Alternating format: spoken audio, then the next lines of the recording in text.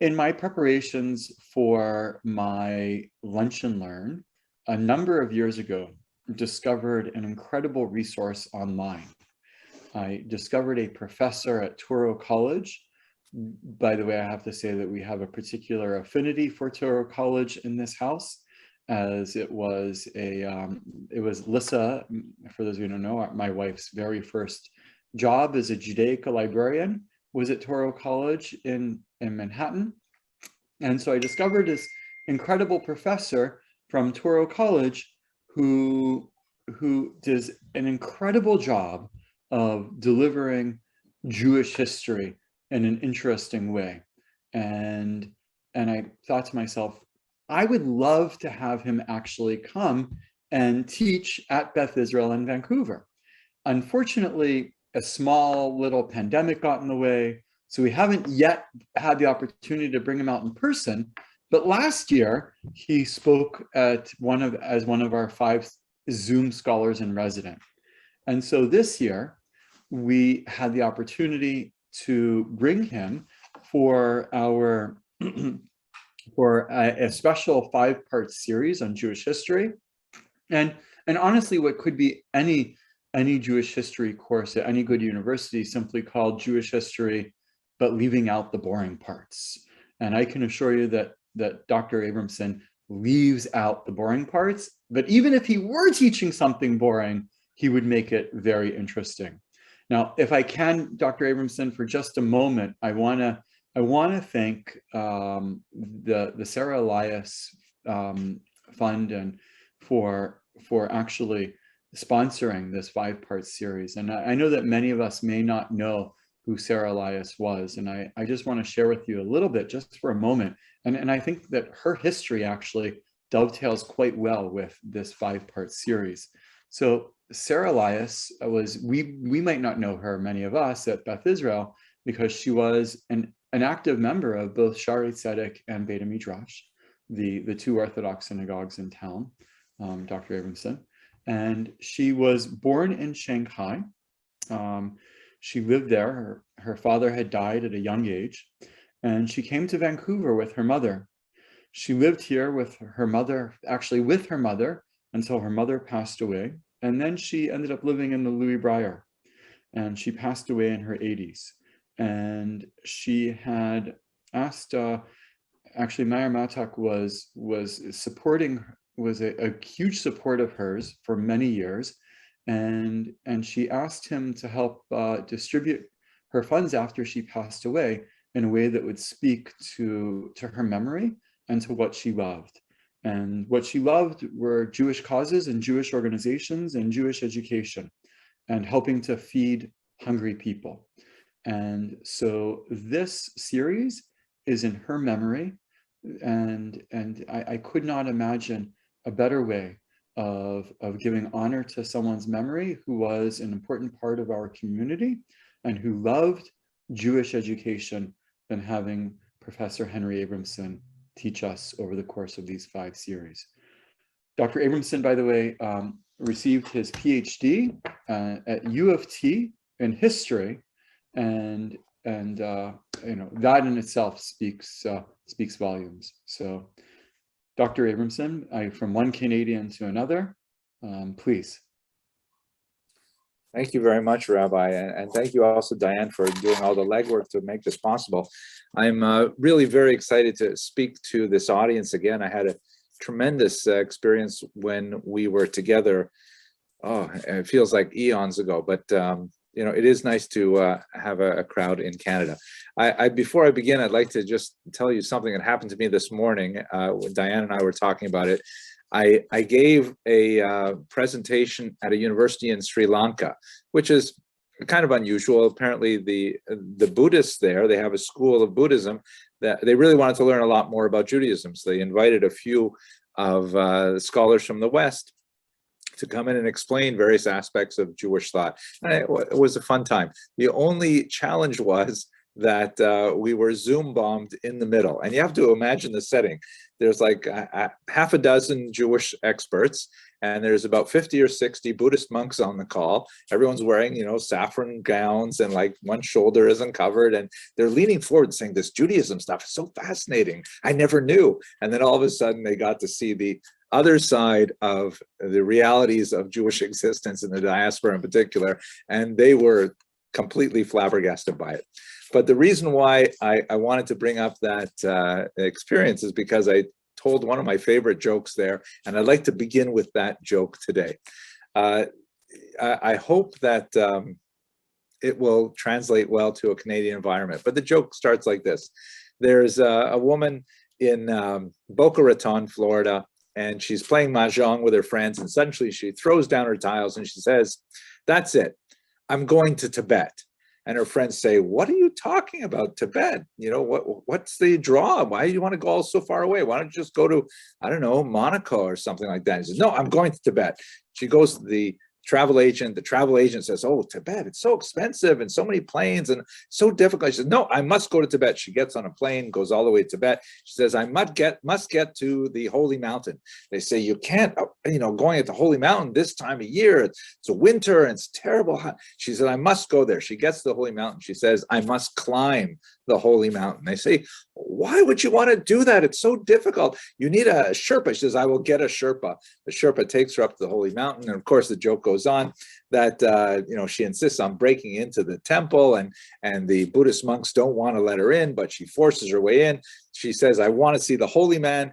And they say, "No, you can't see the holy man. He's had a vow of silence for 10 years. And she bursts into the Holy of Holies, and she finds him there seated in a lotus position. And she looks at him and she says, "Harold, come home already." I hope you enjoy. It's hard to tell on Zoom whether you enjoy the joke, but okay, thank you. That helped. It's a joke that somehow speaks to the universality of the human condition, and I'm hoping the Buddhists got it, but we shall see. At any rate, our objective for today is to look at the history of the Jews, but skipping all the boring parts. Let me just make sure I've got the right documents ready to go, and I will share my screen. Just one second. Please excuse me for a slight technical hiccup. Here it is. Great. Okay. I hope you can all see my green tinted screen now. Does everyone see that? It's got a picture of some Yemenite Jewish children. Okay. Excellent. So I'm going to break up this presentation into 3 bite-sized pieces. We're going to speak first about the influence of geography on history, which is so crucial, especially when you're looking at what certain schools of historians call la longue durée, the long duration. When you look at massive ecological and climatological factors that relate to the development of a historical people. And then we're going to move to the crux of biblical history, is specifically looking at the monarchies. That is the great biblical stories of King Saul, King David, King Solomon, the division of the kingdom, and so on. And then finally, we're going to bring it up to the Greek period after Alexander the Great and conclude with a discussion of the Maccabean revolt. This will be a highly truncated presentation, but that will be to our advantage because we will skip all of the dull parts. And I hope to wrap up my remarks within about 45 or 50 minutes. That will leave us some time for discussion afterwards, which I hope will be productive. So let's begin by starting with the people in the land. And much of this may be broadly familiar to many of you, but Israel is this tiny strip of land on the eastern Mediterranean coast. It has about 9.5 million people living there right now. There are about 15 million Jews in the world as a whole, as a diaspora, about 0.2%, of the world population. New Jersey in the States is about the same size, something like 22,000 square kilometers as Israel, and about the same population. But if you were to measure the population of the Jews by the amount of real estate they take up, let's say in the Toronto Star or the Globe and Mail, you would think that they are in the billions, but in fact is a very tiny people. It nevertheless has huge outsized impact on population. Why is Israel, the land, so important? Primarily, it is because of its connection to this region called the Fertile Crescent. Towards the upper right part of your screen, you have the confluence of two major rivers, the Euphrates and the Tigris rivers, that flow down on a diagonal from mountains up in Turkey to the Persian Gulf. And then there's a slight fertile region towards the west of Syria, extending down through Israel. And then there's a bit of a dry spot as you get to the Sinai Peninsula, but then you get to the Nile Delta, which is a very, very fertile region. And basically, this is related to the food production. The irrigation is only possible in these regions up in the top right of your screen because of those two big rivers that are constantly bringing down alluvial silt and irrigating the region. And of course, the Nile flowing from the south that goes up to the north and provides for the sustenance of the great kingdom of Egypt. Israel takes advantage of its fertility primarily because of the way the prevailing winds will trap some of the moisture coming off the Mediterranean. Here you can see a more useful view of Israel that you may not be accustomed to. This is, of course, viewing it kind of like from the west looking to the east, and you see how narrow the country really is. From the Jordan River to the edge of what is called the West Bank is about 55 kilometers. And then there's a very narrow waist from the West Bank to the coast of only 15 kilometers, very narrow. But you've got these Judean mountains and Samarian mountains that essentially hold in a lot of the precipitation and allows the coastline to be farmed. Also in the north, which is on the left of your screen, you have the Galilee region, which also is quite a bit more fertile. Once you hit the Dead Sea and onward, it's a massive desert, and there's just not much happening there. It's also really important because if we just go back one screen here, in terms of traversing the two great centers from Egypt in the center of your screen towards Mesopotamia on the upper right, you can't travel as the crow flies because you'd be going across a massive amount of desert. So the simple way to travel would be to follow the coastline and then make a right turn into Iraq and Iran once you pass Syria. And so Israel was a transit point really between all these continents, between Africa, Asia, and Europe. There were two major roads. The road that followed the sea called the Via Maris, and the road that was slightly inland called the Derech HaMelech, or the King's Road. And that's what really makes Israel an otherwise, unprepossessing piece of real estate, nevertheless enters into world affairs. Now, the Jews end up there, of course, with the arrival of Abraham as described in the Bible. But let's just take a step back before we begin with the origins of Jews in that region by understanding a little bit of how the Bible works. And specifically, let's start with dates. So the Bible does not give us dates at all. And not until quite a bit later in the narrative do you start to begin with dates, and they are extremely unhelpful dates because they're usually named, like Isaiah will say, in the 4th year of King Hezekiah. So if you didn't know when that king began his reign, then you wouldn't know when the 4th year is. And then, of course, it shifts again with the next king. And it's an incredibly confusing thing. The Talmud actually has a mass amount of discussion about how are we supposed to keep track of things? How do we date marriage certificates and business contacts and so on? So by the time you get to the 4th century before the Common Era, the Jews agree to use the Greek calendar called the Seleucid calendar, which basically just took an arbitrary date, the year 311, and said, okay, this is year 1. And from now on, we're starting with this date. This corresponds to none of the dates that we're familiar with in the West, neither the Gregorian calendar that we use in Canada and the United States, nor the Julian calendar that up until the 20th century was used in Eastern Europe. And the difference there was only about 11 days.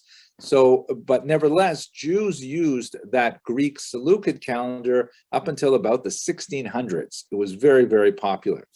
And that is different from the calendar that you may have up on your kitchen wall somewhere from the local funeral parlor or maybe from the synagogue that will list this year as 5,782. The reason we use this number 5,782 is because in the 2nd century, a particular rabbi of the Talmud went back to the biblical text and calculated all of the years of the various figures listed in the Bible and counted backwards to create the date of creation, Anno Mundi. And he calculated that that makes the year that we're in right now, 2022, 5,782. There were a lot of educated guesses that had to be placed in there because the dates are not really so hard and fast, and you had to make some guesstimates. But nevertheless, that's how we get the dating system we're working with today. For the remainder of this talk, and I realize that I'm coming dangerously close to saying something boring, so I'm going to quickly jump past this. We're going to work with the Gregorian calendar. That is the one that we're familiar with in the secular world, which places the origin of the Jewish people with the arrival of Abraham from Mesopotamia in Israel about the year 1750 before the Common Era. And we're going to move forward from that period. By the way, this image that you have on the screen here is a fascinating one. This is the so-called Bird's Head Haggadah. It was published in Germany in the 1300s. And it was composed during a period when Jews were especially concerned about anthropomorphic representations in their artwork, meaning representations of human faces. So rather than present the various characters with human faces, they either portrayed them as having blank faces. As you can see on the right, there is some kind of pharaonic characters there, and their faces are blank. A later graffiti artist actually added an eye to one of them.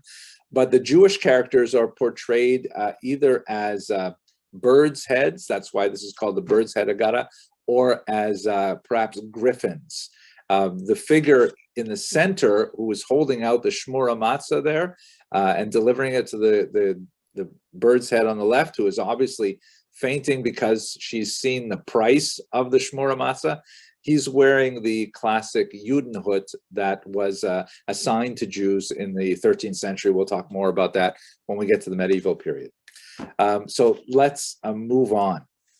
What we're going to be doing is integrating the biblical period tonight with the archaeological record. They don't fit together exactly at all. And in fact, there's a massive gap for much of the earlier part of it. But I'll just share with you what archaeologists have discovered. For example, here on the left, you have a fascinating element that is right about from the time that Abraham first visited Israel, the land of Canaan. And this is called an execration figurine. They found quite a few of these. These are ritual curse objects, something like voodoo dolls, in which the Egyptians would create these clay figurines, sometimes portraying a human being like this human figure, and then they would write down all the people they hated on it, all the names of people they disliked or places they disliked and things they wanted to happen to them. And then they would ritually desecrate them by breaking them. That's why this one is broken. Sometimes burning them, sometimes urinating on them, all kinds of symbolic forms of disgrace. And of course, Israel is mentioned in this list of the execration figurines. It's funny that the very first references to Israel, or as we shall see, the Jewish people from archaeological sources, are generally negative. So as they say in Canada, plus ça change, plus c'est la même chose. Oui, it's exactly the same in our contemporary media environment. So this is a really great piece of archaeological evidence for the existence of a population in the land of Canaan. However, it does not specifically refer to Hebrews or Jews or Israelites or anything like that. It's only a list of places, and several key locations in the land of Canaan are referenced here without any specific detail as to who they were. The next extra biblical reference we have to Jews or Israel, more precisely, is this document. It's a big stone obelisk called the Merneptah Stele, which is it's kind of like a memorial stone to a pharaoh named Merneptah, which describes all of his great achievements and where he went and which peoples he conquered and so on. And down in the bottom, you can see it's highlighted, and I'm going to zoom in. And for those of you who are whose hieroglyphics are a little rusty, this key passage reads, Israel is wasted, its seed is no more. So that's a literal translation. Archaeologists have struggled to figure out exactly what it is referring to. Does it refer to Israel, a place? Is it referring to perhaps a region of what we would call today Israel? Is it referring to Israel, the people? And when they refer to seed, are they talking about literally like burning fields, or are they talking metaphorically about their children?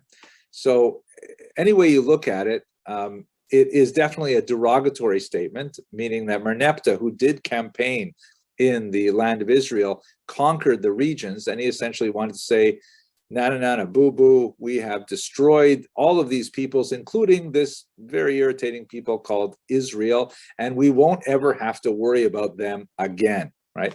It is once again ironic that here is another pronouncement of the destruction of the Jewish people, which always turns out to be, as Mark Twain is famously rumored to have once said when he read his obituary, hugely exaggerated, because the Jewish seed, Jewish children today are still K'nai Nahora doing very well. They also found, by the way, Merneptah's mummy, and they have photographs of it on the web. He does not look so healthy, I have to say. But it's another ironic passage, early reference to this Jewish people, even though it's somewhat cryptic. Now, the story of Exodus, of course, of which you're broadly familiar, does not have any significant archaeological confirmation. There are things that are really give some fascinating insights into the operation of the slave labor that Jews, of course, are famously described as being subject to under the Egyptian pharaohs. They've discovered slave pits, for example, where the bricks would actually be ground by the feet of slaves, including footprints of children who served as slaves at that time. But the sands of time have washed away any archaeological evidence that has yet to be discovered to validate, besides the biblical text, the entire story of the Exodus. We do have, however, significant correlations of a rise in the Jewish population, or excuse me, I should say, the rise of the villages that populate the northern hill country of Israel, right about the time that we anticipate the Jews left Egypt and entered into the land of Israel. There's been a lot of discussion among archaeologists over the last century as to what to make of these villages and this sudden population increase. Obviously, it fits with the narrative of a large number of people entering into the territory, but there are other theories as well. One of the theories is that they used a distinctive type of architecture shown here, the four-roomed house, that typically had three rectangular rooms in front, one in the back. It was typically a two-story house. People lived on the upper story, and they kept livestock and did other things on the lower story. And for a long time, it was assumed that this was a distinctly Jewish type of architecture that was used by the population that left Egypt. one of the strongest arguments for that is that in the remains of the refuse pits, no pork has been found, no pig bones have been found in the vicinity of these newer settlements. But besides that, very little has been shown to indicate that they are specifically Jewish. There is a new exciting development, however, in one particular location in northern Israel, some strange remains was found. You can see where that yellow arrow is, and if I zoom in a little bit, it's still kind of hard to see, but I can sort of focus in a little bit deeper. And this is a suggestion that perhaps the people who lived here were in fact Jewish. Now, if you don't realize that I'm actually joking at this point, but you know, I can't help it. Yeah, okay. So one last sort of preliminary remark as we're going to focus in on the period of the Jews in Israel. Terminology is very slippery at this point. What do we call these people? So the term Jew is very useful because we use it in contemporary parlance, but technically speaking, it is a much more narrowly defined term. When the ancestors of these people, the Jews, arrived in Israel, they typically would call themselves Hebrews, from the word Ivri, which means the other side, presumably meaning they came from the other side of the Euphrates River, and that's how they entered this land. Later, they tended to refer themselves as Bnei Yisrael, the children of Israel, after the patriarch Jacob, whose name was also Israel. They're also known as Beit Yaakov, the house of Jacob, for the same reason. And it makes sense because, you know, of the three patriarchs, Abraham, Isaac, and Jacob, Jacob, with his 2 wives and 2 concubines, fathered 12 tribes, and it is from those 12 tribes that we have the Jewish people.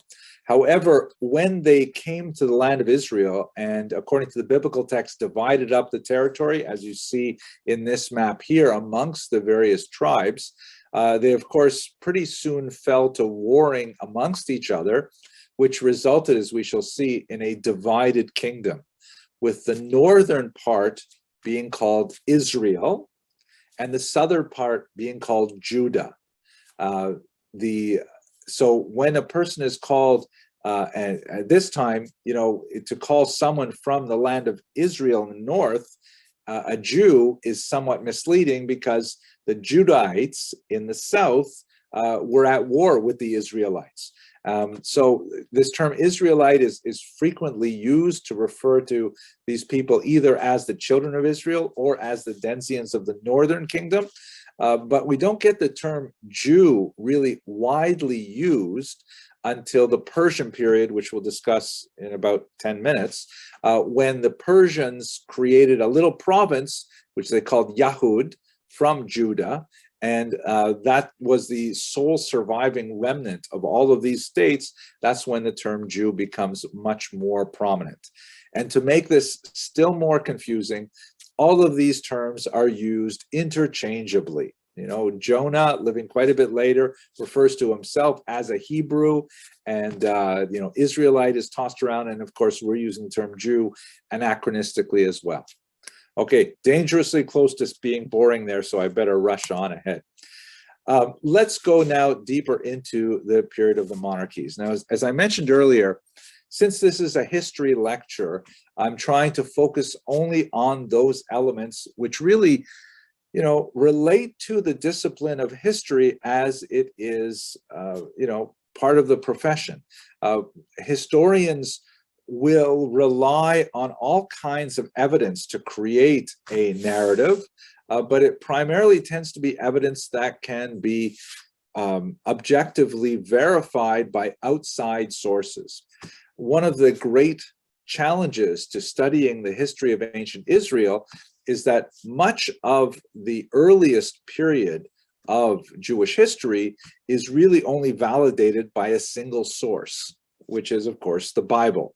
First the Torah, then the books of Joshua, Judges, and Samuel. By the time you get to Kings, we already begin to see a lot more correspondence with historical data from Babylonian, Egyptian, and other archaeological sources. But in the first 5 to 7 books of the Bible, we're on our own, basically, when it comes to extra biblical evidence for the text.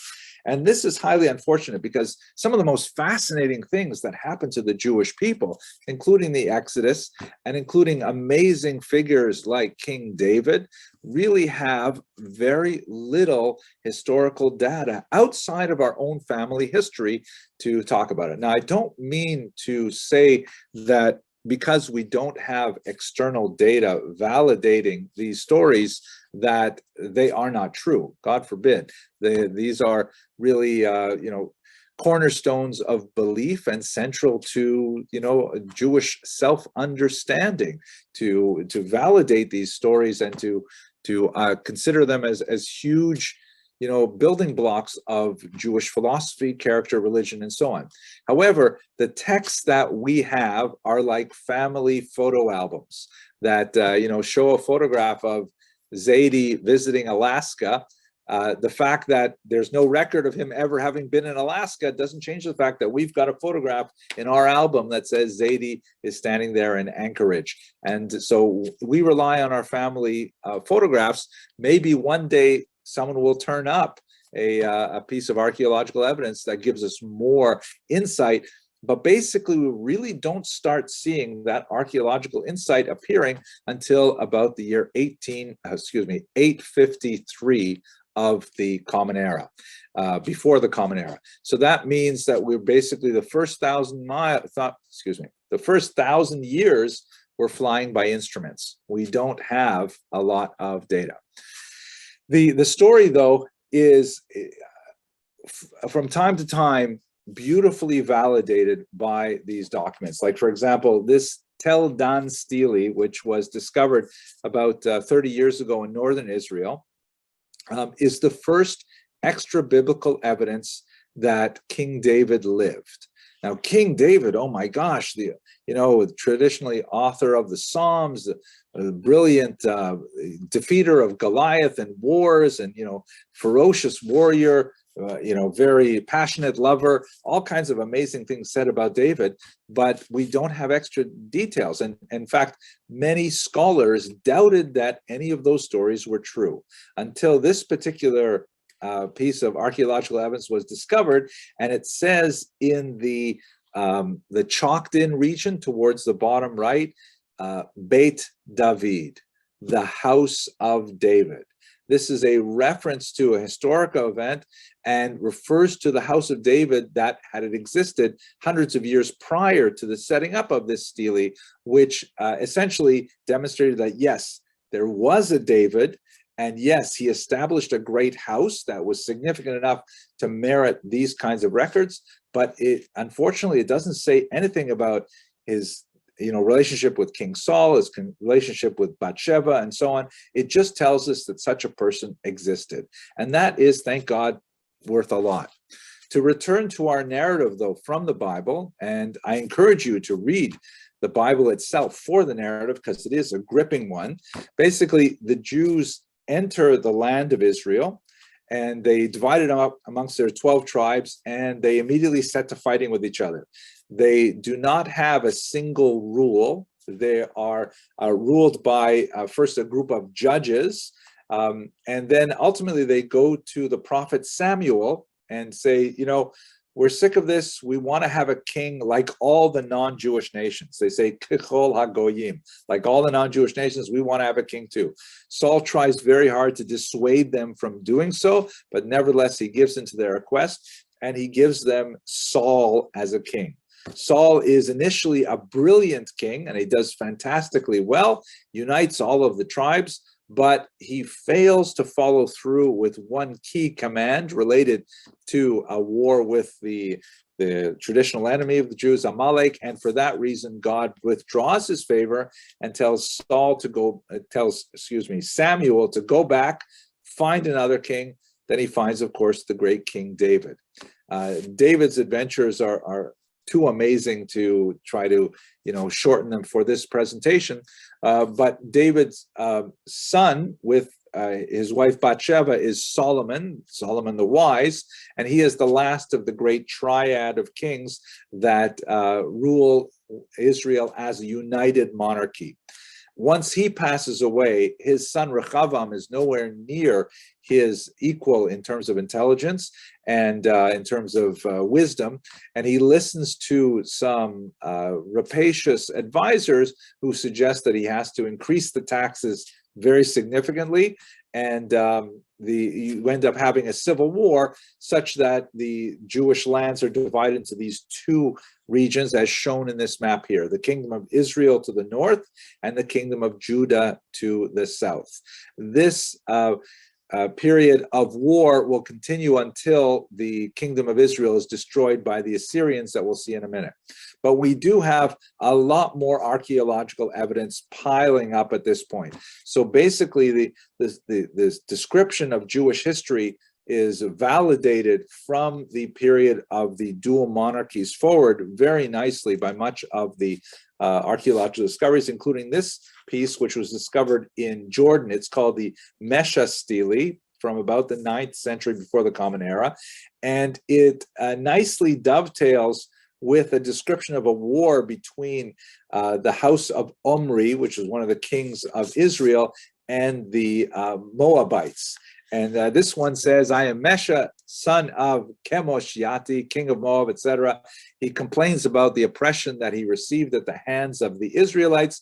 And at the very end, you'll see, once again, this is a trope.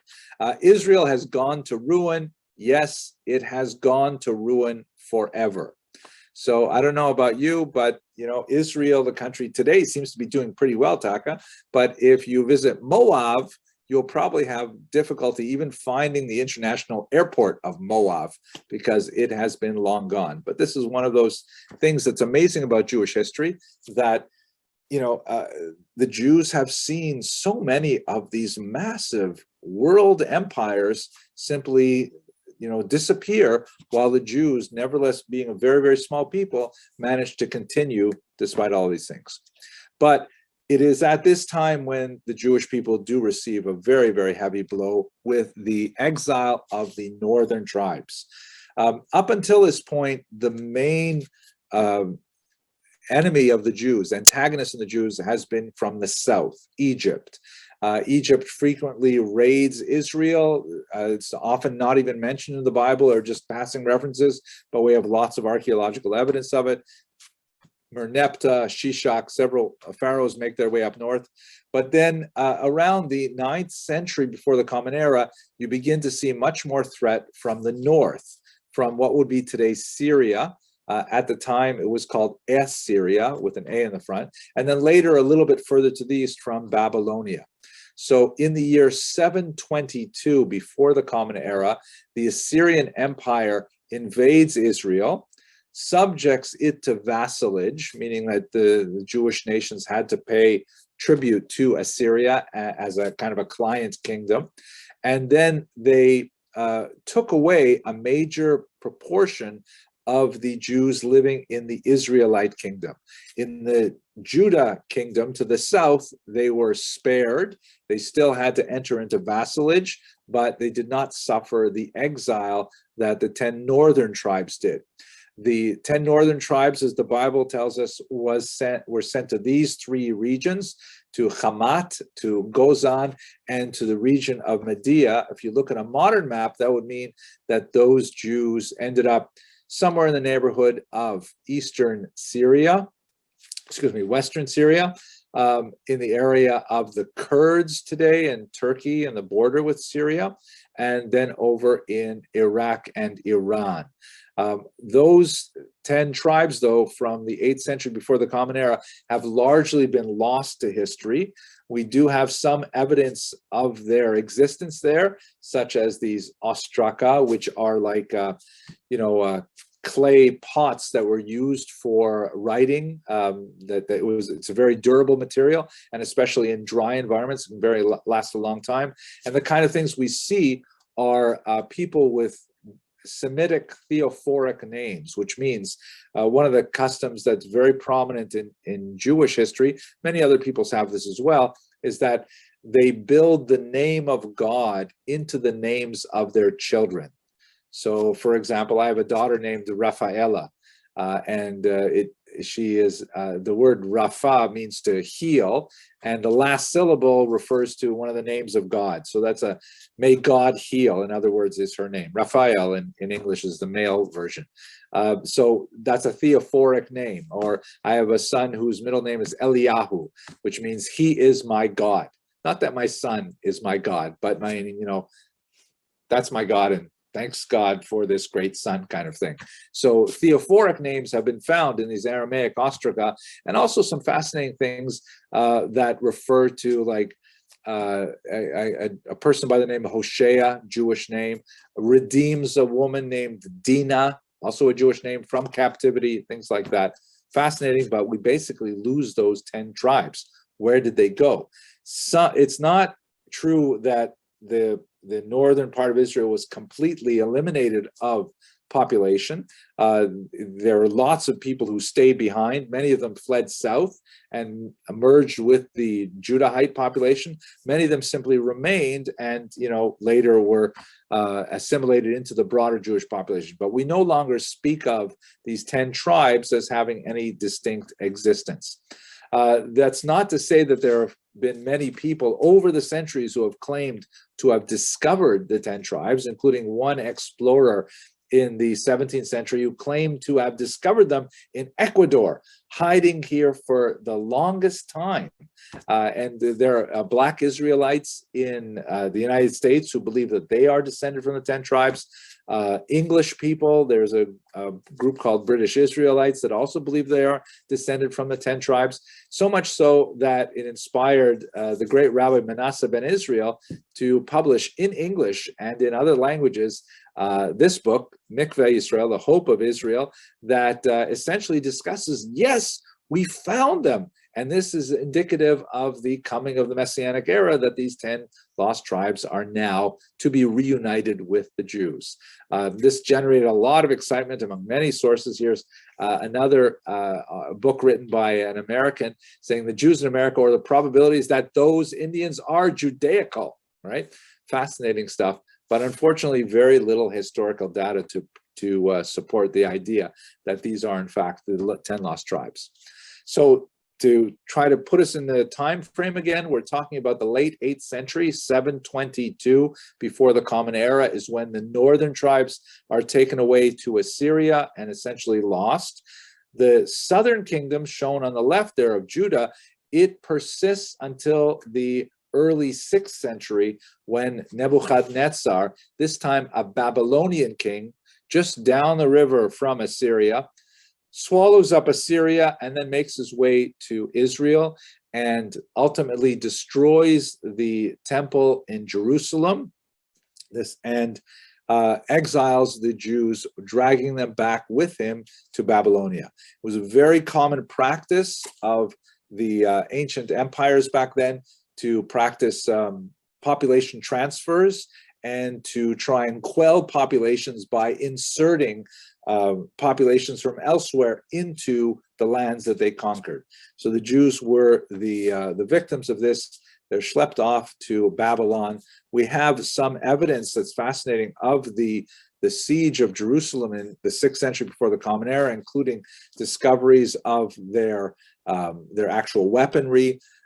There's also basically the primary experience, which was massively influential on creating the Jewish psyche, was this great exodus, primarily of the upper classes of Jews to Babylonia. This is, I find, a very evocative work by a man of Jewish origin named Bendaman in the 19th century. The text in the frame is, of course, the famous passage from Psalm 137, "By the rivers of Babylon, there we sat down, and we wept when we remembered Zion." And the picture here shows the patriarch with his young family and he's chained to his lyre, or he's chained and he's holding his lyre here, as the Babylonian captors would mock the Jews and ask them to sing songs of Zion when they were being led off into captivity. You can see the Babylonian ziggurat off in the distance there. And the Jews initially, although they were quite hesitant to settle in Babylonia, the prophet that accompanied them, Jeremiah, was in fact counseled by God and exchanged this with the Jewish people as a whole, that in fact they were to settle there, they were to plant vineyards and build houses and so on. So much so that when within a century, a new king, Cyrus, offered them the opportunity to return to Israel, many of the Babylonian Jews chose not to. This is the famous Cyrus Cylinder. It's actually a document that allows all of the captured peoples that were taken by the previous Babylonian Empire to return to their homes, which is kind of like a writ of emancipation for the Jews. Hey, this is the original Emancipation Proclamation right here that allowed the Jews to go back to Israel. And only a minority of them did. They after about 6 or 7 decades of living in Babylonia, they said, you know, it's not so bad here. And they actually constitute the nucleus of one of the earliest diaspora communities that existed right up to the 20th century. And there's even, in fact, a very small proportion of Jews living in Iraq and Iran today. It was in the 20th century when they began to have a steep decline, largely related to the politics surrounding the land of Israel, which we will, of course, get to, God willing, later on in the source. But Jews, a small number, went back under Ezra the scribe and reestablished a Jewish polity, this time under Persian domination in the region which is now called Yehudah, which is, as I mentioned earlier, where we get the name Jew from. Primarily, it's this mixed group of Jews returning from Babylonia, establishing themselves in this province.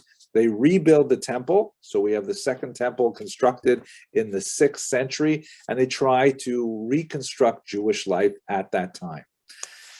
Now, moving to our third and final segment, hopefully I have stayed away from the third rail of boringness.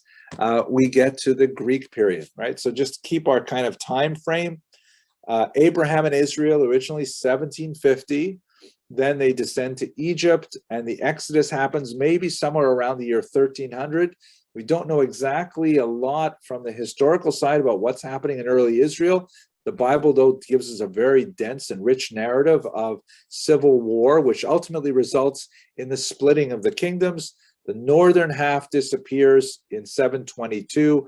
The southern part, Judah, is conquered and exiled in 586, but they come back around 539, and that's where we're at now. So for about 200 years, they're doing great. They are, expanding their attachment to the land of Israel. They have the second temple going. Everything is fantastic. And then in the year 322, so it's about 2 centuries later, in the year 322, Alexander the Great emerges from Greece, from Macedonia. You can see it over on the left-hand side of your screen, and he races through the entire Eastern Mediterranean, conquering a ridiculous amount of territory, the largest empire ever seen in the world to this point. All of Egypt, all of the coast of the Mediterranean, including Israel, Lebanon, Syria, and then all the way out through Central Asia, right up to what would be today Pakistan, northern India, and Afghanistan is brought under Alexander's armies. He actually wants to keep going, but his soldiers are exhausted and homesick. They want to go home, and he tries to convince them to keep fighting. They say no, and then he dies a very young man, apparently of alcohol poisoning, upset that he can't keep fighting. What this means, though, is something huge for Jewish history, because for the first time, Israel is now incorporated into a massive multi-ethnic state that has a very advanced culture. The Greeks were incredibly literate. They were pioneers of science, tremendously creative literary figures, and their philosophy was mind-boggling. And Jews actually loved it. They said, "Oh my gosh, I love this, Pythagoras. He's so great. We can calculate, distance of triangles and things like that. And Socrates, his philosophy, wow, really enjoying it." And the Jews got so excited about Greek culture that they absorbed it hand over fist. And during this time, you begin to see the beginnings of, for the first time, a real conflict between the old-time traditionalists who are saying, wait a second. Some of the things you're doing don't seem quite so kosher to us. Like, for example, how appropriate, we're in the Olympic Games right now. For Jews, Olympic Games were philosophically challenging right from the very beginning, because first of all, they were practiced in the nude. Obviously, they didn't have the Winter Olympics, but they were practiced in the nude, males only. And Jews wanted to compete too, especially in things like wrestling. That was considered the ultimate sport, because it demonstrated the beauty of the human body, its musculature and skill and things like that.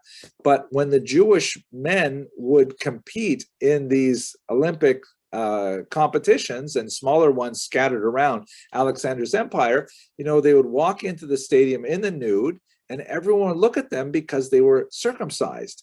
And the Greeks, who really valued and valorized the perfection of the human form, they were saying, "What? Look at these Jews. They take a perfectly beautiful specimen of human masculinity and they putchke him up like this. What are they doing?" Those kind of things. And Jews were frankly embarrassed, and they actually went through a very painful, primitive procedure called Epispasm, which was an attempt to surgically reverse the circumcision so that they would appear uncircumcised when they wrestled in the nude. And a lot of traditionalist Jews were saying, this is just totally not okay. And this could extend to so much of Greek culture, where the nature of the worship of multiplicity of gods, some of the questions raised in Greek literature and science and so on were challenging. And so there was a fight between Jews who were so-called Hellenists. The word Hellas means Greece in Greek.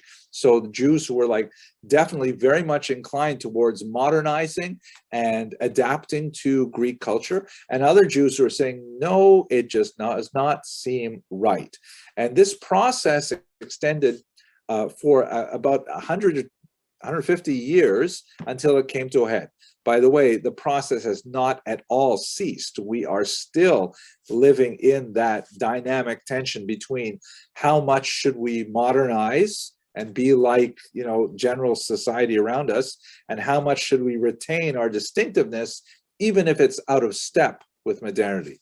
It came to a head, however, when the Greek leader Antiochus Epiphanes, shown here, he's actually sometimes called a Syrian Greek leader. The reason for this is because after Alexander died, they split up his empire amongst his generals, and one of the regions was Syria, and so he was the emperor of Syrian Greece at that time.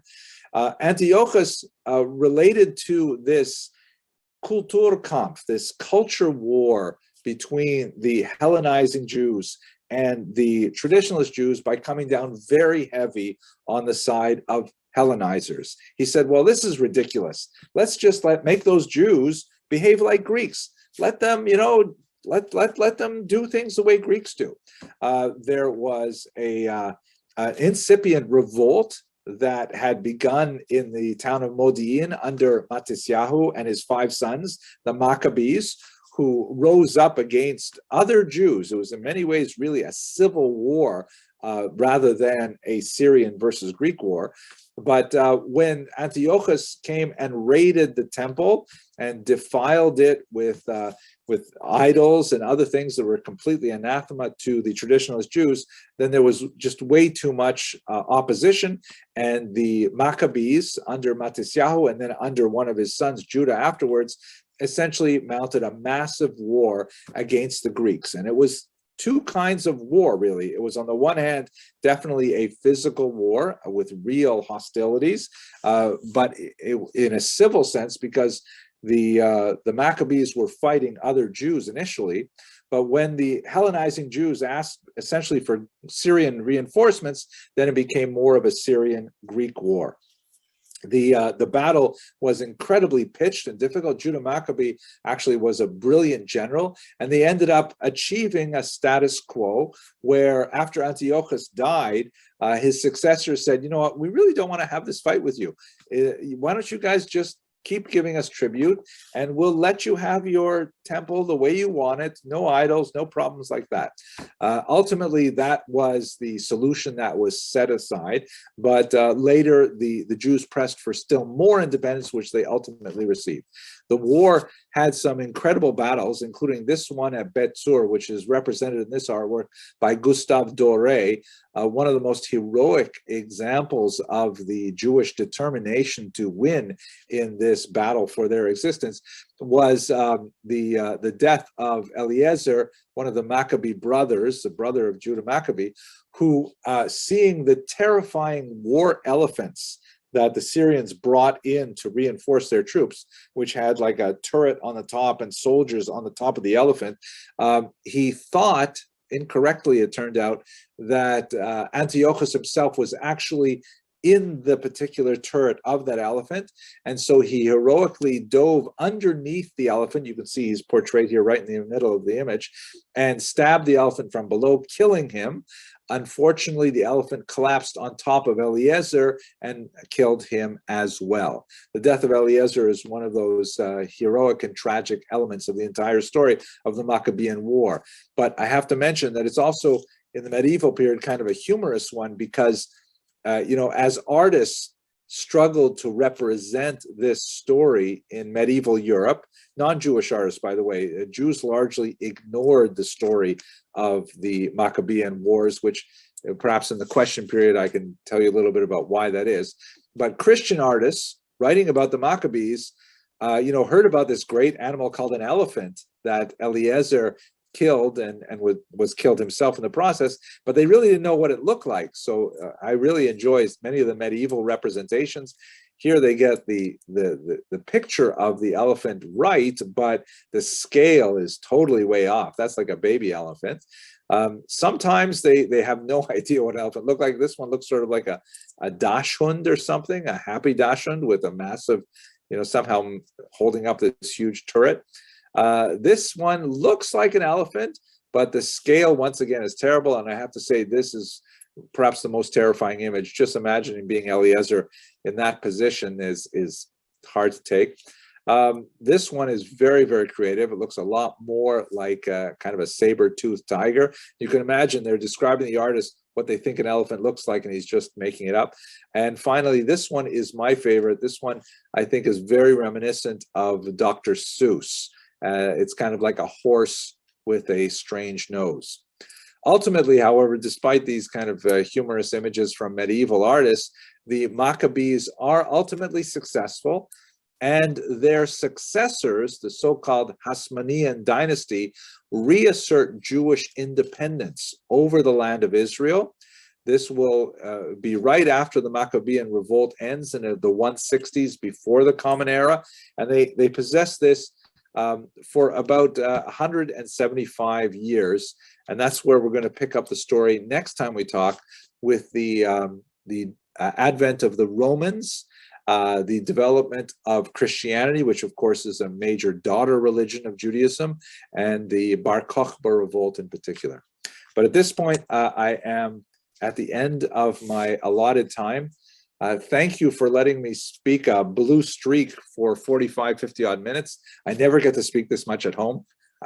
And I'm happy to take your questions and discussion.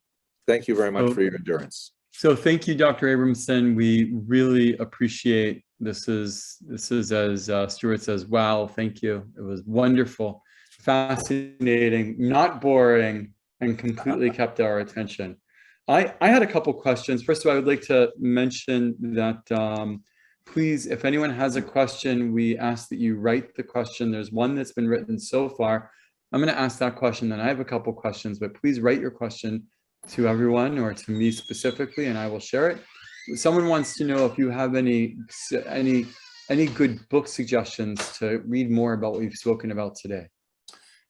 Oh, so good book selections for today's material. Especially when you get to the sensitive discussions of the Bible and archaeology, I used to think that historians argued a lot, but archaeologists, oh my gosh, they are at each other's throats. One of them discovers a pot and says it means this. Another one says, no, how can you be so stupid? It means totally the other thing.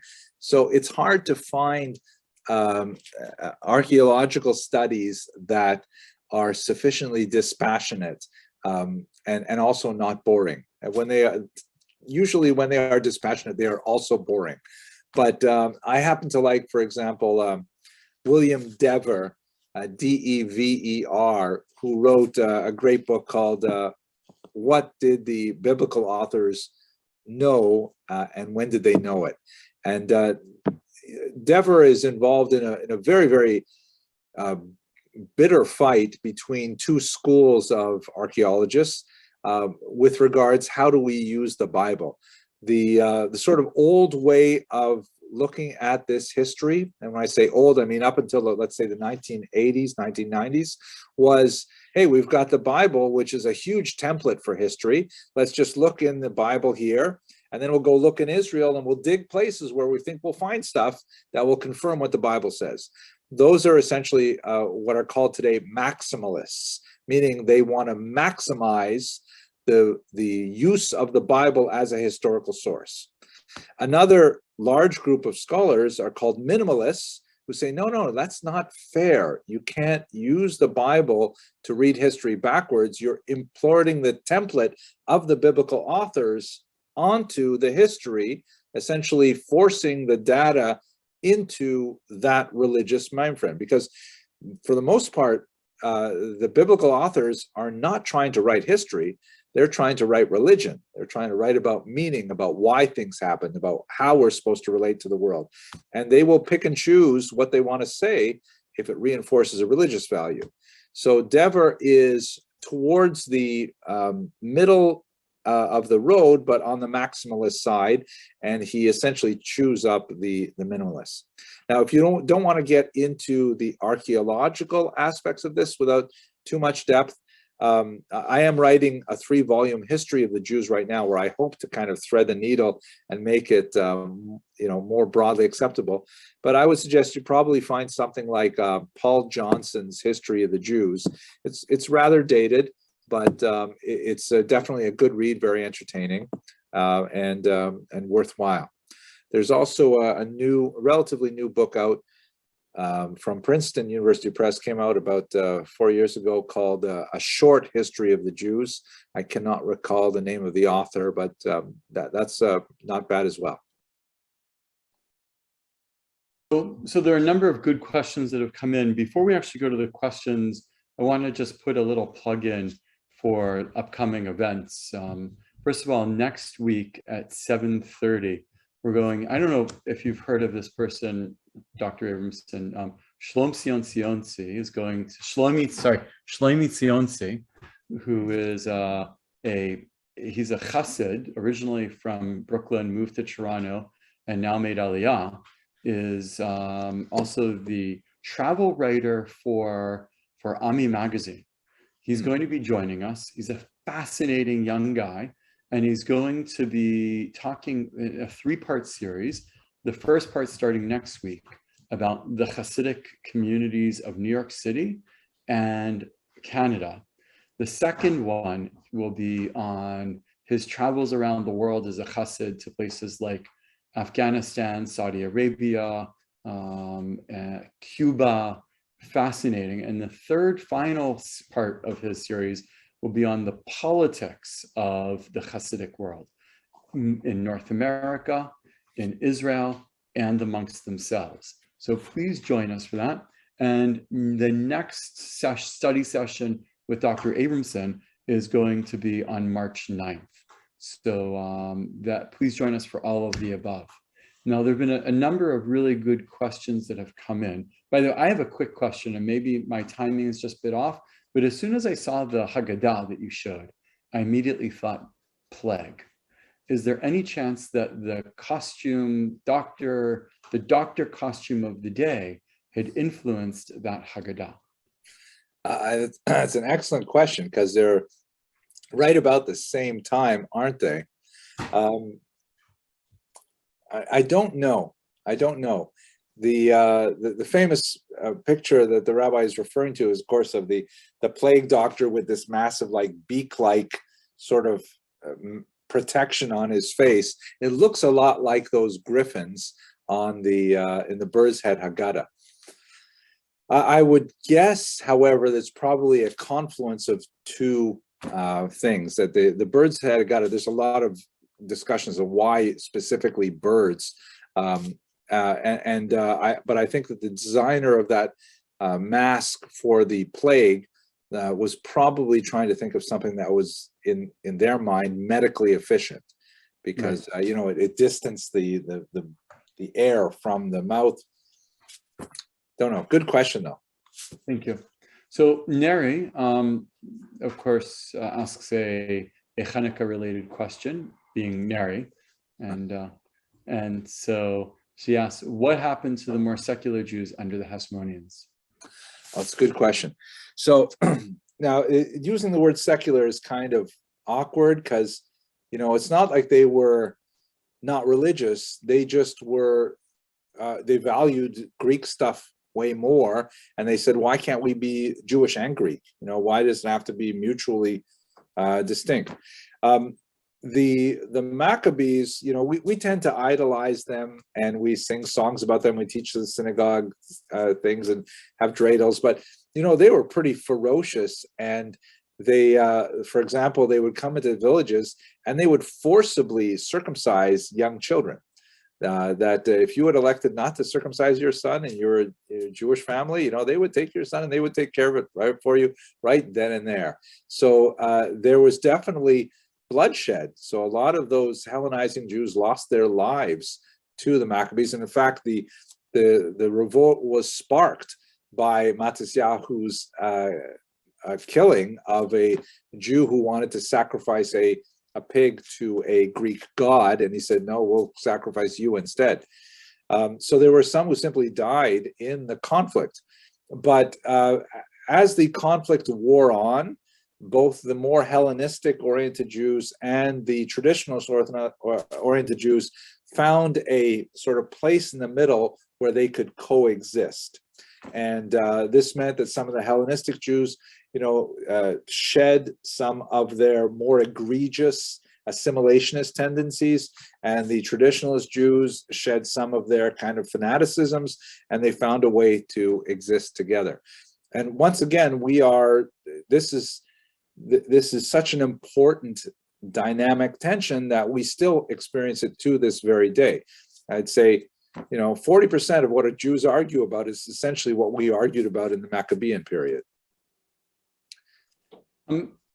Richard asks, I know you're not discussing the Middle Ages yet, but the Beit Yosef, as he recalls, is the only rabbinic authority to quote an English date in his commentary, Gregorian Calendar. Do you recall any others? I do not recall any others who specifically refer to the Gregorian calendar. It would make sense for the Beit Yosef, because the use of the Seleucid calendar that I mentioned at the beginning of the lecture was primarily confined to the Sephardi and Mizrahi Jews in the Eastern Mediterranean. The Ashkenazi Jews abandoned it much earlier, primarily because they were working among Jews, non-Jews, who were working with the Gregorian or Julian calendar.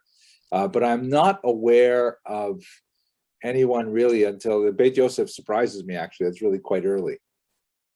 Jan Fishman asks, given the Hasmonean victory, can you explain the enduring use of the name Alexander or Sender by the Jewish people? Sure. And my own grandfather was named Alexander, and I named my son after him, Alexander. So I'm guilty as charged of perpetrating this. Basically, there is a story in the Talmud of Alexander encountering, I think it was, I believe it was Rabban Gamliel, but somehow Shimon HaTzadik, excuse me. The story, famous story in the Talmud where Alexander is sweeping through the region and he comes to Jerusalem and he's going to destroy Jerusalem, but then, he meets Shimon HaTzadik, very important rabbi, and he gets off his horse and he says, oh my gosh, you're the man I've seen in my dreams telling me that I would conquer. And so he says, these people are very special, and so we're not going to destroy Jerusalem. It's kind of indicative of the nature of Jewish history that we're so grateful when someone decides not to destroy us, that we name all of our firstborn children, name all of our sons that year Alexander. That's the legend as preserved in the Talmud as to how the name Alexander became part of the Jewish tradition. It's quite old. And as you noted, there are lots of interesting sort of variations like Sender and Zender, but it's hard baked into the Jewish tradition now that Alexander is refraining from destroying Jerusalem is venerated with people named after him to this day.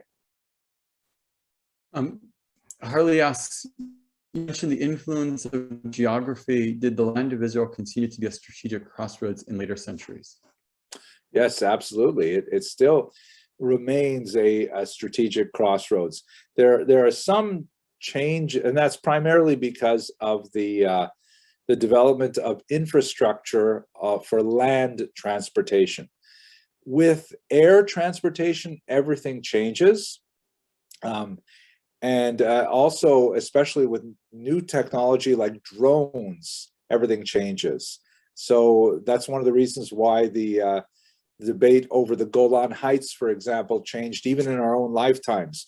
In the 1960s, when Israel conquered it in the Six-Day War, it was considered a massive strategic advantage because when you commanded the Golan Heights, you looked down to the south into the Galilee and to the north into Damascus.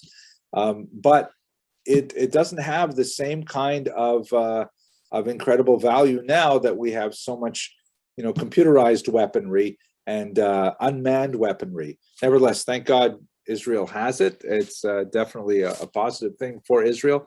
But up until the late 20th century, Israel as a land feature definitely had an extreme strategic value. It was basically the only way you could travel from Africa to Asia or from Africa to Europe. You had to go through Israel.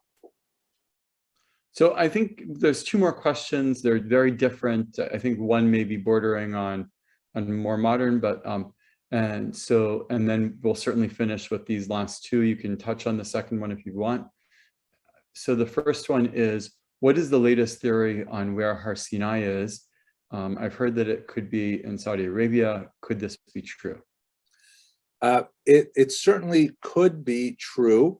There's significant amount of debate over the actual location of Mount Sinai. As it really fits with the presentation because the Bible is vague on the directions of the wandering of the Jews in the desert. And in the absence of corroborating archaeological data, it's very difficult to even guess. The Christians venerate the monastery of St. Catherine's as the location of Mount Sinai. Jebel al-Musa is what the Arabs call it. That's in the southern Sinai, and that is generally assumed to be the most likely candidate, but we simply at present do not have the data to make a more accurate determination.